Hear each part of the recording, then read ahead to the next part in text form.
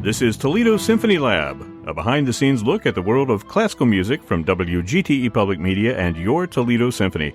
I'm Brad Cresswell. Joining me today are the Toledo Symphony's president and CEO, Zach Vassar, also artistic administrator and principal second violin, Merwin Siu, and we also have the Toledo Symphony's new music director, Alain Trudel, with us today. Welcome, all of you. Thank you. Glad to have you back, by the way, Alain. Congratulations on the Mozart concerts. Last time we spoke with you on this podcast, you and Francis were getting ready to take on those piano concertos. How did everything go? Oh, very well, actually. No, we had a very nice afternoon. I think it's a great thing to do this Mozart in the afternoon program. Yeah. And, for me, it was, I've never done the sixth. So I was very surprised how actually mature music it was. It was very, very nice music. Yeah, and Francis, of course, was wonderful. Yeah. And I must say the woodwinds of the orchestra did a fantastic job out of that serenade. No, it's not easy, That's right? To play in the middle of combining concertos. Oh, all of a sudden you're in front of the stage. You're right, like there in the center. I remember the string-free serenade. Yeah, exactly. Yes. Well, we want to talk about a concert that is coming up. It's a week from this weekend, October 27th and 28th. It's at 8 o'clock p.m. at the Toledo Museum of Art Peristyle. This concert will see the premiere of a brand spanking new piece of music, the Cello Concerto by Lowell Lieberman, which is a co-commission of the Toledo Symphony. There's some other great music on there as well, but the whole theme of the podcast today is new music, right? And the creation of new music. And this particular piece, we're going to be speaking with Lowell Lieberman. In fact, he's going to be calling in about 15 minutes. So we'll get his take and hear all about the Cello Concerto. I also have a fun little quiz for you guys that is inspired by this as well.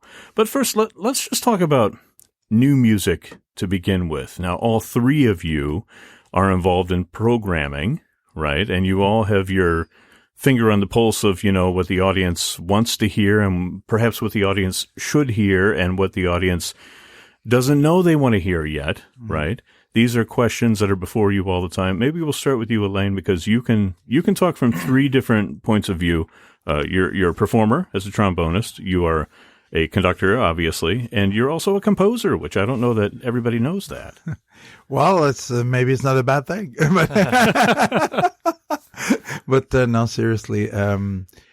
Well, actually, we are, when you say, musicians are also called interprets. We interpret the music.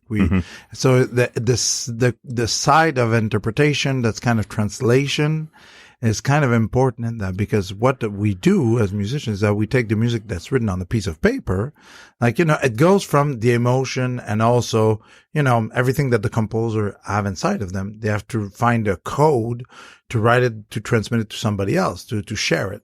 So they write it.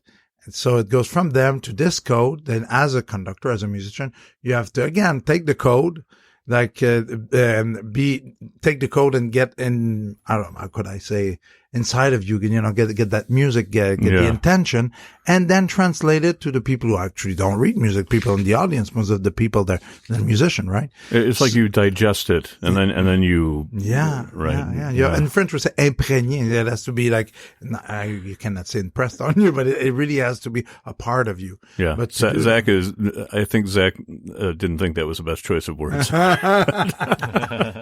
Digest it. It becomes a part of you, and then yes. We're not going to go there today, right? Here, by the way, this reminds me, I have a little soundboard here. There we go. Oh, what a beautiful You remember tone. that?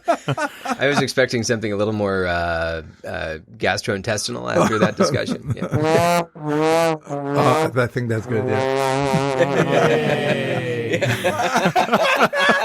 This is the first time I hear it. It's very good. Well done, gentlemen. Okay. So, anyway, didn't mean to interrupt. No problem. So, as I was saying, is that we have to translate what the composer means and try to understand it. Of course, with a living composer, it's easy because we can chat and we can talk with them and see their intention. But even like with Beethoven, with Mozart, you have to, it's not a guess because you have to go back in history and study. And sometimes you have, letters that are written by those composers, and you have, practice, the way that people used to practice this music, and you can mix that. But all of this to come to this very simple point is that if there's no music written, there's nothing to play. Right. Yeah. If there's Right. nothing to play, there's no concert. So sometimes we play music today and we say, oh, well, I don't know about that modern music.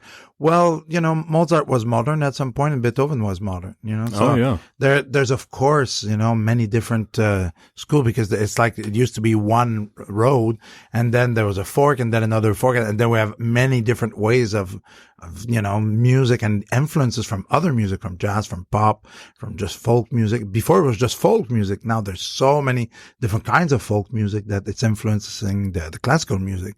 But, and that's actually a very good thing. It's just that we have to keep in mind that the composers we hear today will be the standards of tomorrow. Yeah. Zach, can you talk to it a little bit from the role of an administrator and the TSO in particular in this commissioning project? Sure. So let me just back up for 1 second, because I love this concept of new music because, well, you kind of nailed it in the introduction. There's the music that the audience wants to hear. There's the music that the musicians want to play. And then there's this other category that would probably fall into Donald Rumsfeld's unknown unknowns that we don't know it. We don't know what it's going to sound like, and we don't know that we want to hear it. But then it's gratifying when we give that opportunity. And if you talk to a lot of audience members, they might presume incorrectly that new music sounds like you loaded up the kitchen sink and threw it down metal staircase, because that's this idea of modern music. But it's not the case. There's so much that's so lyrical, so beautiful. And when we bring new music to our audiences, particularly those who come to our classics concerts at the Peristyle, the reaction is usually very favorable. One of the most successful concerts we had last season, for example, was the program that had Michael Dougherty's Organ Concerto, which I don't know that anybody had heard unless they just purchased Paul Jacobs' new CD. Or unless they listened to my program, because I played it a couple of times before the concert. The week of. Yes. Yeah. So when it comes to new music, I love to surprise the audience with how much they can enjoy new music. And from a programming perspective, it's really important to keep things fresh and keep people on their seats to be interpreting in real time. And I think that's what Alain was just talking about. So when we look at our programming for this current season, new commissions was something that I wanted to explore. The Toledo Symphony used to do a lot more with new commissions, and rather famously, we commissioned a concerto for orchestra from Lowell Lieberman about 15 years ago. Yeah. And that's kind of where it ended. That was, the last really big piece that we had commissioned. So in a way, this is kind of coming full circle back to Lowell Lieberman and picking up where we left off 15 years ago. Yeah. You want to add to that, Merwin? I mean, you've had your hand in a lot of, not just with TSO, but with programming and coming up with interesting programs. And what are the challenges for somebody who is trying to please an audience yet keep it fresh and keep the repertoire moving? Well, I think that even in the most traditional concert format, you need to create a blend between something that's original and something that's familiar. And that the ratio of that can change, but there must always be something that's familiar and comforting and something that's original and challenging. And I've always felt that when one element is overly dominant, then you get an overly safe program. But if there's a program that doesn't have something familiar to hang on to, then an audience sometimes feels maybe that they're a little bit at sea without a life jacket or something like that. So one of the wonderful things about programming something by Lowell Lieberman is that throughout his works, there is always a sense of a dependence on, not a dependence on, but a veneration of tradition. And so you have this familiarity with the classical tradition that really helps audiences kind of moor themselves. They feel that it's like, oh, I might not know this particular work, but I have the sense of the traditions that it comes from. And therefore there's a familiarity element that allows me to be more open to the originality and the uniqueness that's throughout so many of his pieces. Well, that's a great segue into our little quiz for this morning. We have an audio quiz which is built around Lowell Lieberman and the fact that he tends to quote other composers. He doesn't do this often, but it happens occasionally in his pieces where you'll be hearing, very modern yet accessible music going, and all of a sudden out pops this very familiar tune, and you're like, I know what that is. It's an interesting hallmark of his music. So what I have done is we've got 4 rounds here. Each round has 3 different pieces of music. One of them is Lieberman quoting somebody else, and the other 2 are other composers quoting somebody else. So it's. I don't expect you to name everything. You can probably name the pieces that are being quoted. I don't necessarily expect you to be able to find the Lieberman, as it were, but this is just kind of a fun way to acquaint ourselves with some of the music that he's done. So here's our first 3 examples.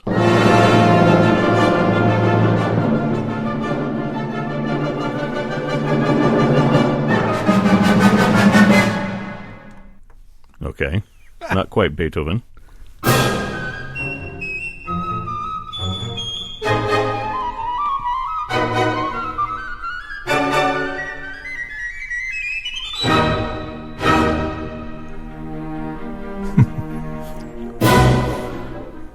Also, not quite Beethoven.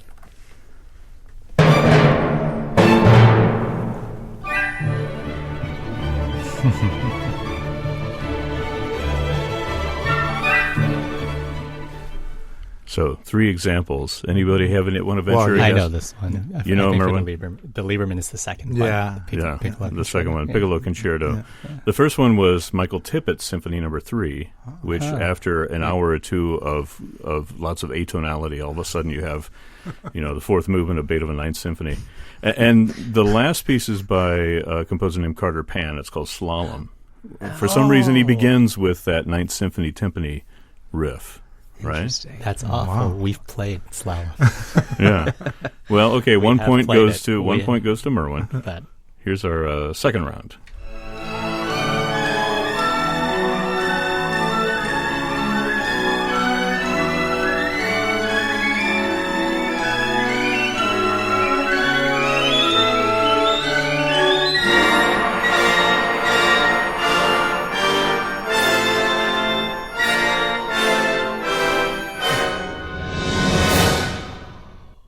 Second example.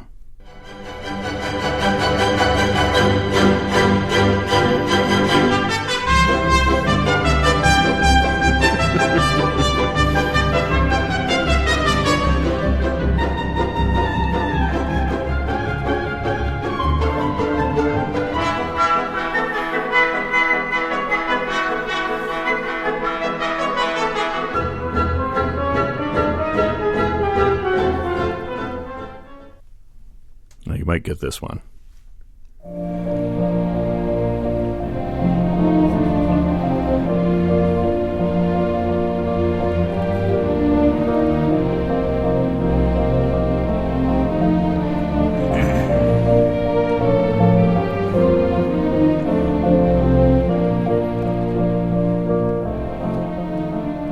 Okay. Well, first, you know what the last one was, right? That was the turtles or tortoises from Carnival of the Animals, which was really the can slowed down, right? And the second one was the can being quoted by a composer. The first one was Mighty Fortress is Our God, the Martin Luther. So which of those 2 do you think was the Lieberman?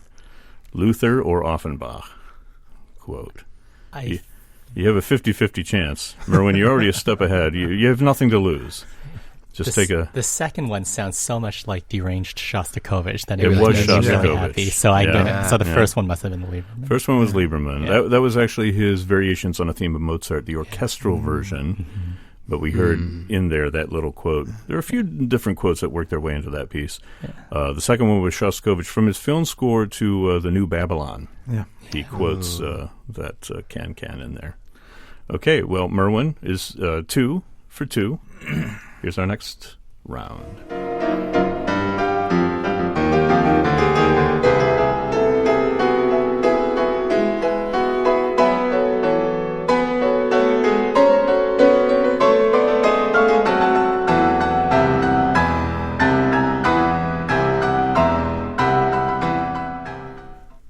Second example. That was quoting Schubert, by the way.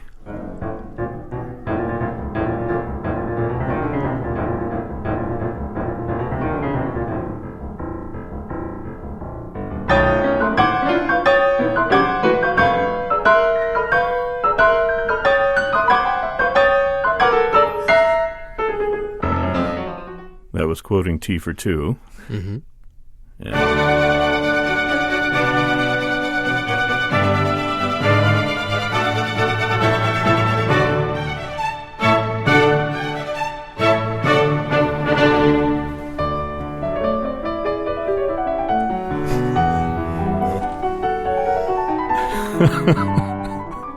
Not what you were expecting. No, Not at all. Wow. It's wonderful. I love it.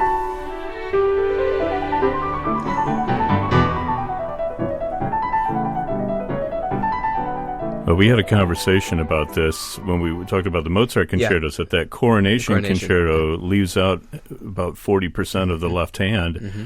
Well, a composer named Timo Andres filled it in and called it the recomposed coronation concerto. So you guys should do that sometime. That'd be a fun addition to, when you do the 60 keys per piano.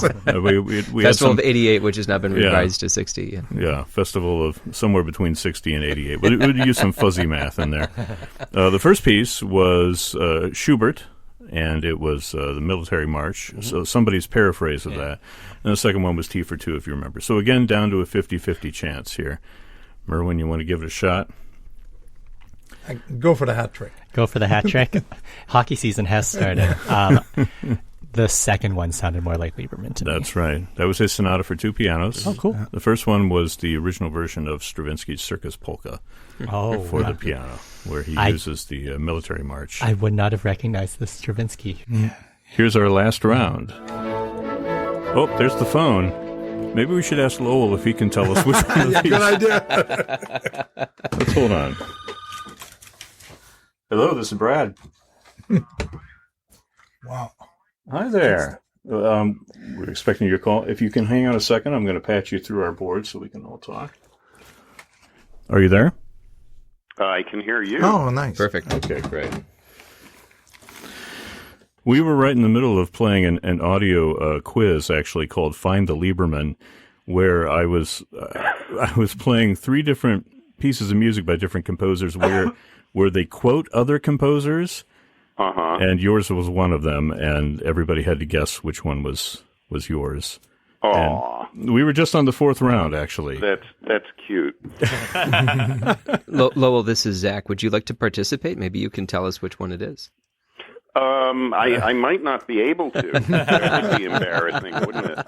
That'd be great. Well, we were in the middle of the fourth round, so this is. I'll just try it for fun and see if you can. Actually, I was once in the car with Ned Rorem, and they were playing his first symphony, and he didn't know what piece it was. I'm serious. Did he like it? Yeah, I was going to say, I hope he enjoyed it. Yeah. I'm going to pull this down a little bit here. So there are three pieces, and you have to guess which one is by you. Okay? Mm-hmm. Or you can tell us, if it's not by you. See if this one sounds familiar at all.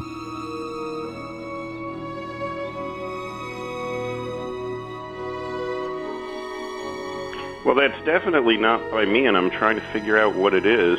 Yeah. It's modeled after Mozart Piano Concerto.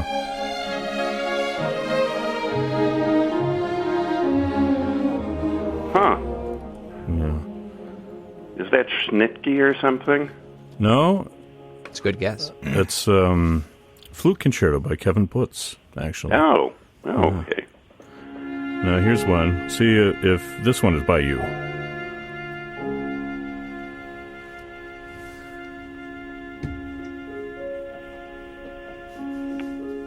Yeah, I do think that is by me. Sounds familiar? Yeah. Yeah. Bach, Gounod, Lieberman.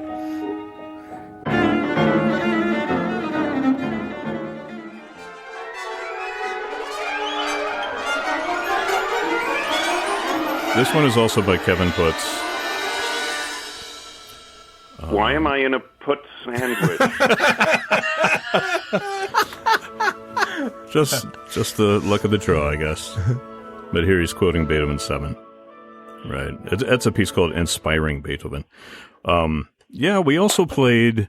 What did we play? We played a little bit from your variations on the theme of Mozart. We played a little bit from your two-piano sonata.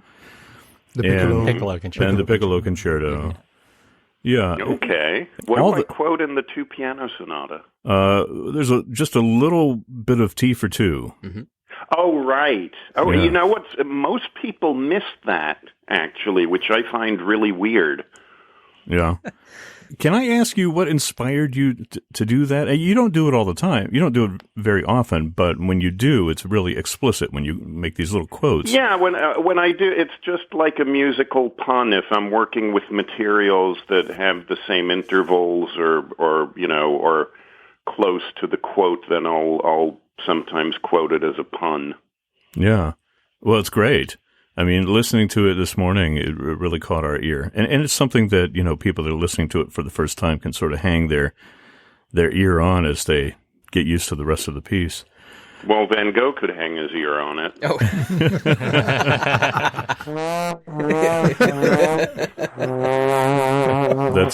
That's Elaine Trudell's trombone, by the way. Okay. He's not actually playing it live in the studio, but well, let's have a little conversation about commissioning. For people who don't know, how does it work with you, Lieberman? Mr. Lieberman? I was going to call you Lowell, and then I thought, well, I don't really know him well enough to call him Lowell. Can I call you Lowell? Is that okay? People call me all kinds of things. You can call me whatever you want. Okay. I like Lieberman. Yeah. It's like Cher. Makes me feel like a drill instructor or something. So, yes, Lowell. How does it happen? Well, the whole commissioning thing has kind of changed a bit since the advent of computers and emails and Facebook Instant Messenger, because it used to be that if somebody wanted to commission you, they would have to sometimes go through great lengths to find you and contact you. And now, I just avoided saying nowadays because I was worried that would make me sound too old. But now, people just send you a text or a Facebook message and say, "Hey, I'm in a tuba octet and we'd like to commission a piece from you." So the process is pretty simple, actually. And the commissioners are usually either performers or orchestras or, usually performers. And even when it's an orchestra commissioning a piece, it's very often a single performer who's, initiated a commission for a concerto. Mm-hmm. And one of the things that's changed, and this is due to economic realities more than anything else, I think, is that we have a lot of these consortium commissions where more than one orchestra gets together to commission a piece from a composer. It used to be that orchestras were very protective of their commissions, that they would want to be the one orchestra doing, the particular premiere and commission. But now, again, I think due to monetary concerns, orchestras are banding together where each person just pays a little bit of the commission fee. And this works actually to great advantage for everybody because the composer gets more performances of the piece right off the bat. If it is a concerto, the soloist gets more performances. So these consortium things are a great thing, actually. Yeah. Well, let's talk about your cello concerto. You've written cello sonatas. You've used the cello in the past, but this is your first cello concerto, right? Right. Yes. Yeah. Well, I actually orchestrated my first cello sonata, which was one of the very first pieces I wrote when I was about 17, I think. Okay. So I orchestrated that as a concertino for cello and chamber orchestra. But this is my first full-fledged cello concerto. Can you talk a little bit about how you hear the cello, its expressive qualities as a solo instrument? Well, it's always been one of my favorite of the orchestral instruments, and I remember in high school I fell in love with the Beethoven cello sonatas, and they still remain some of my favorite pieces in the entire literature. And so cello was always an instrument I was attracted to.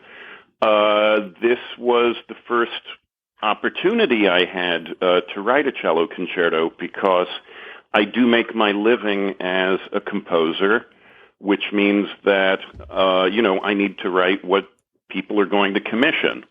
And so this is actually the first commission that's come up for a cello concerto. Yeah. You think of some of the great string concertos of the past and how the composers worked with a particular soloist who was going to premiere it, or perhaps was just, working with them to make it more violinistic or celloistic. Are you working at all with the soloist in this case who's going to premiere it?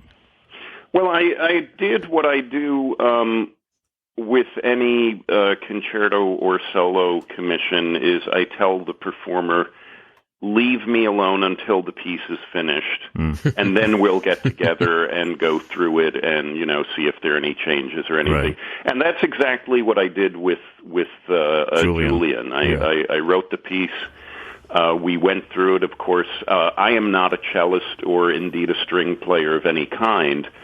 So although I have a pretty good grasp on things like bowings, my knowledge of that can't possibly match, a professional soloist's knowledge of that. So Julian was helpful going through bowings and suggesting a couple of little tweaks in terms of that. But it's, I wouldn't say there were any major changes. I mean, because by the time I commit something down to paper, I have a pretty good idea that that's what I want. Yeah. Well, we have Elaine Trudell here, who is a trombonist. Have you ever written a trombone concerto? No, I have not. Yet. That might be an interesting project. And yet tuba octet. That's right. Well, look, you could do an all Lieberman program and the tuba leading into the trombone, an all brass program, right? Zach, do you have anything you want to check in with Lowell on while we have him on the phone? I'm thinking back to this conversation you were having with Julian, and I think there's this sense from the audience that there's a lot of discovery that needs to happen both on stage and in a concert hall whenever there's new music on the program. So I'm curious what the dialogue is when you first sat down or spoke with Julian on a telephone, because I'm sure at some point there's a unwritten respect that Julian has for the new notes that he's probably getting to see before anybody else has. But how much leeway is there to discuss the intention of the concerto? How much input does he really have in suggesting any interpretive changes beyond bowing and range of performance? Well, I really think any changes were of a very mundane nature in terms of bowing and things like that. Okay. Because again, by the time I put down on something on paper, it doesn't leave a lot of leeway for revised interpretation. Mm-hmm. And this is an interesting thing because when I remember when I was at Juilliard, I mean, today we're living in an era where the general attitude of musicians is fidelity to the composer's intent, which means observing the markings that are on the page. Mm-hmm. And I remember when I was a student at Juilliard, especially among pianists, and this is way back when in the late 70s, early 80s, a lot of the attitude then was that the notes are sacred, but everything else, the dynamics, the articulation, the expressive thing is kind of up for grabs, and that's the performer's interpretation. And as a composer, I actually feel that it's almost the exact opposite, that what you have as a composer is the kind of dynamic emotional framework first, and you're trying to find the notes to flesh that out as good as possible. So in a funny way, almost you could change the notes before you could change everything else. Interesting. Huh. Wow. Yeah. Can you talk a little bit about your musical style or your musical aesthetic? Because when I listen to your music, it has this. It sounds very modern, yet it always is lyrical, even when it's like big and bold and brassy or what have you. There's always this kind of like sense of discovery about it that I really enjoy, and I think that audiences will enjoy as well. Do you set out to write music that way, or is that just how it developed and blossomed for you? Well, I don't set out to write music in a certain way, and this is something I try and instill in my students, my composition students. I say, don't write the music that you think people expect of you, or don't write the music that you think will guarantee you a career. Write the music that you truly believe in, and the music you have to write. I write music in the only way I know how to write. I mean, this is how it comes out every time when I write it. And the thing is, I've often been accused of being a neo-romantic, which is a term I really hate because I think it's a vast oversimplification, and I think it's misunderstood. I think when people use the word romantic or neo-romantic in terms of music, what they really mean often is tonal, and more often than that, what they really mean is melodic. Mm. And yes, my music is always melodic. I mean, I have always believed in that. But apart from that, it brings in a wide range of materials from, tonality to atonality to octatonic things to all kinds of things. I basically use whatever materials in a piece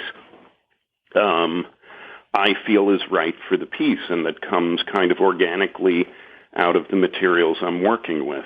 Yeah. Well, you described it much better than I could, which is the way it should be. But you listen to it, and you are aware that there's a lot of stuff going on that the ear is perhaps unfamiliar with, but you're enjoying it nonetheless. It's kind of like being led to, eat sushi for the first time. You're a little apprehensive, and you taste it, and you think, "Oh, this is unusual," but you're enjoying it at the same time. I hope it's enjoyable on a certain level. I mean, I don't think, listen. I mean, music, art, literature, whatever. It's all entertainment at the end of the day.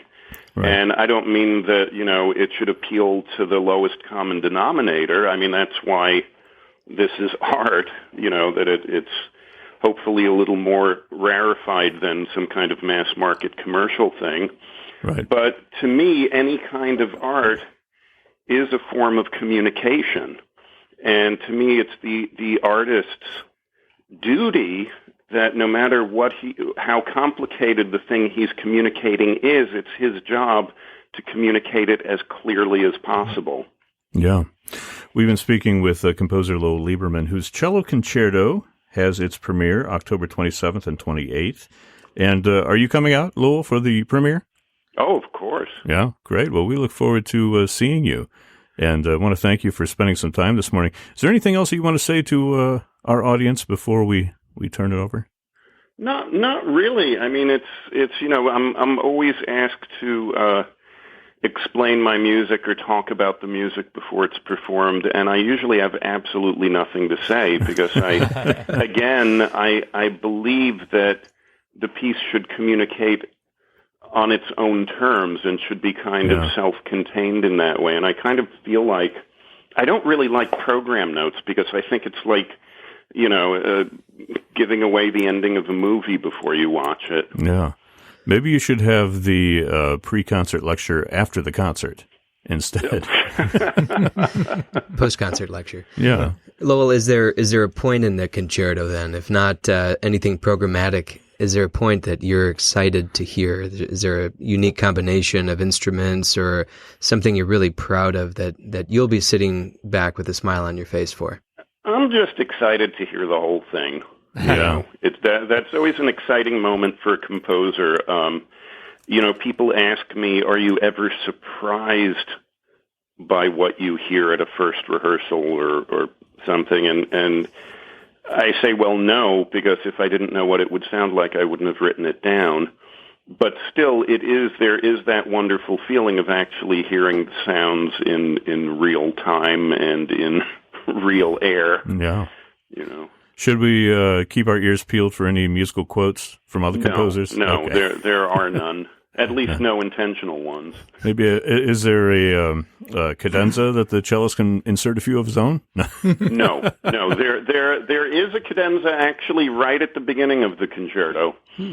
Interesting. And a couple of little mini cadenzas, but no, there is no traditional cadenza. I just felt like that would be an interruption to the whole form of the piece. I don't really like cadenzas very much, to be honest. Good to know. Yeah. Good to know. When you write your trombone concerto, Alain, don't expect a cadenza. Well, Lowell, thanks so much for joining us. Sure, it's a pleasure. And, we look forward to having you here in Toledo in October. And I'm looking forward to being there, too. Thanks so much. Okay, thank you. Take Hey, care. well. Bye. One comment I'd like to make. There's this moment where a box arrived in the library at the symphony. And in that box was the score and the parts. And you think about this, act of great effort and love that went into the writing of this concerto. And it's relegated to a FedEx flat rate shipping box, right? Yeah. There's something about this that when I looked at it, I scratched my head and I wondered, why did I expect anything else? Did I expect a, finely wrapped, with a bow and velvet coverings or something? on a velvet pillow, come walking in with a trumpet. Right. Fanfare, right? Indeed, except by cellos. Yeah.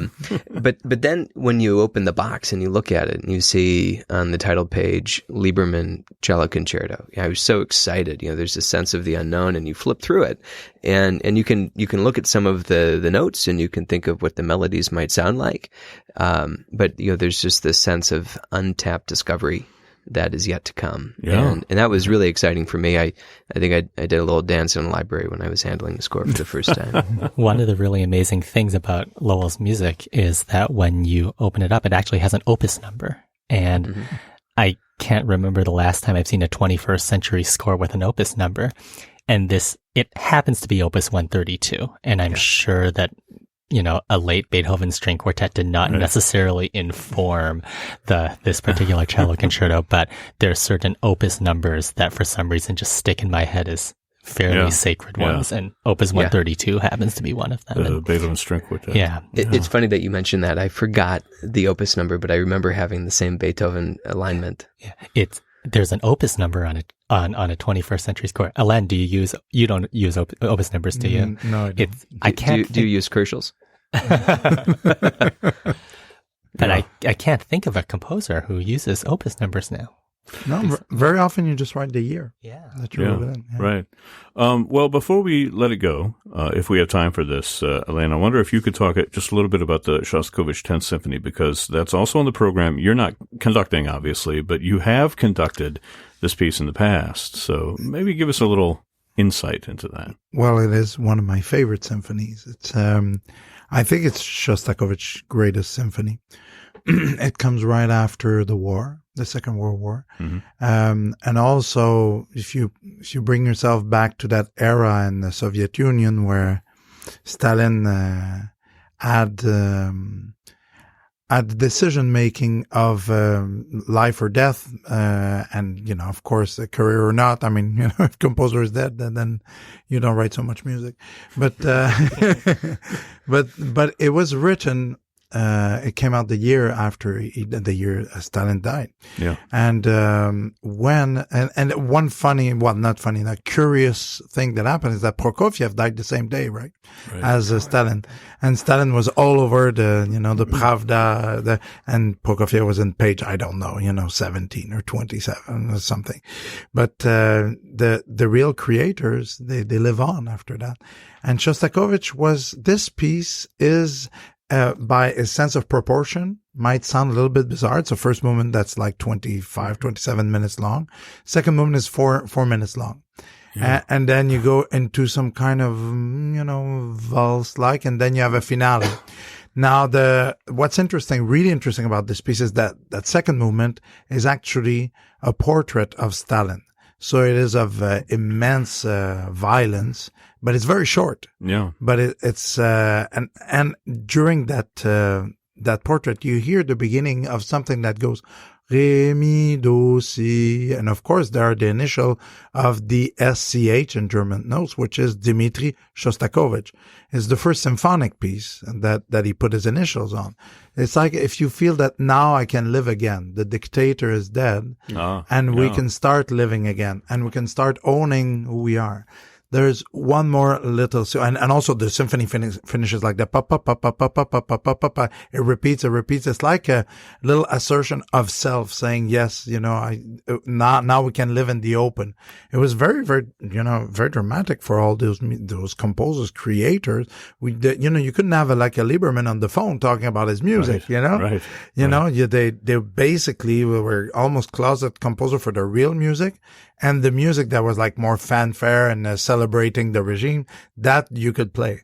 Now, there's one more secret in it that not so many people know, is that in the third movement of this piece, all of a sudden the horn plays something you don't hear before, you don't hear after, not in the same tonality. It's just very bizarre. It goes mi, la, mi, re, la.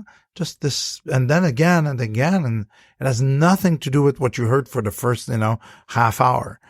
And it never comes again after. It just plays a few times in that third moment. And Shostakovich was very, of course, well known for his code and musical code, of course, to survive in the Stalin Soviet Union.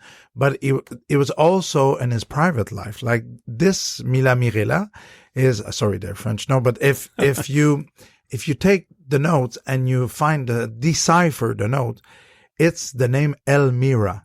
And he was secretly in love with one of his students. And it's, how do you say in English? Unrequited? Unrequited. Yeah. Unfortunately for him.